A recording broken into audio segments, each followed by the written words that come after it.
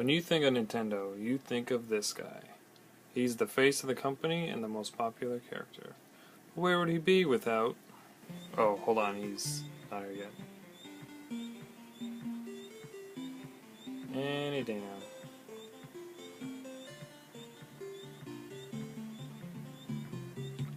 Without this guy, Donkey Kong. Mario and Donkey Kong debuted in the exact same game in 1981, entitled Donkey Kong, which was an arcade game.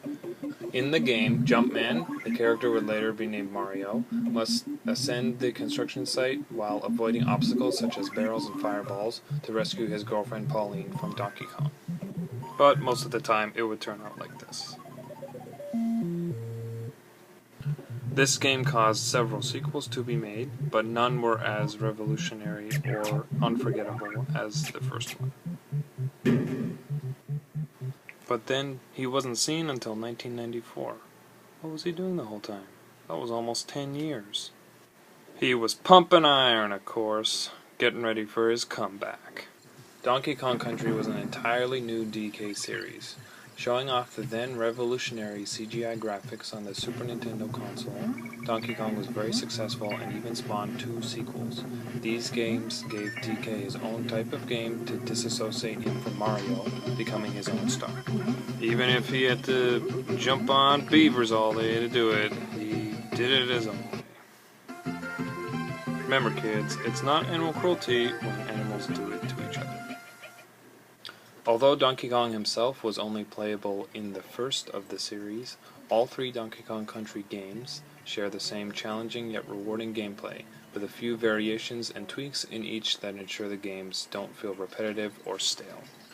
Whether it be swinging on vines, racing down abandoned minecart tracks, or getting shot out of barrels, these games showed off the full potential in the Super Nintendo system.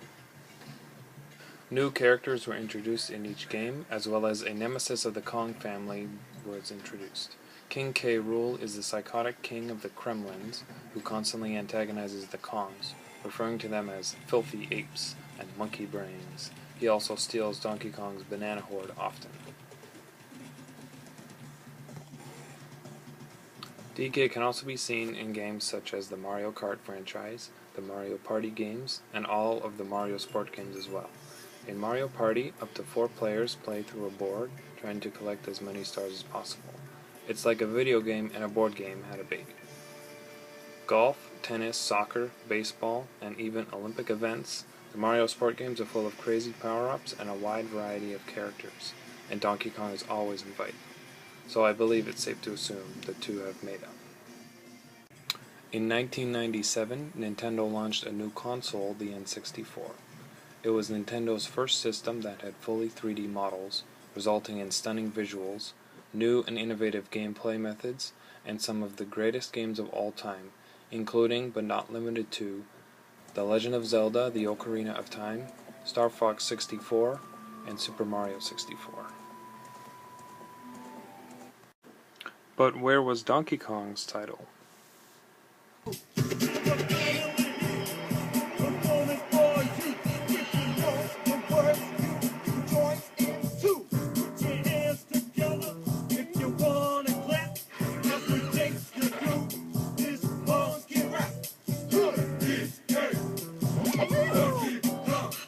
Donkey Kong 64 was the Kong family's only game of their own for the Nintendo 64 console. The game is an adventure game with strong platforming links, similar to that of Super Mario 64 and Banjo-Kazooie. There are a total of 5 playable characters: DK, Diddy, Tiny, Lanky, and Chunky, each with unique abilities and upgrades. The player starts out with access to Donkey Kong only, then goes on to unlock each of the other 4 Kongs as part of the game. Donkey Kong was a huge part in making video games what they are today. He and his family continue to make great games and will be for a very long time.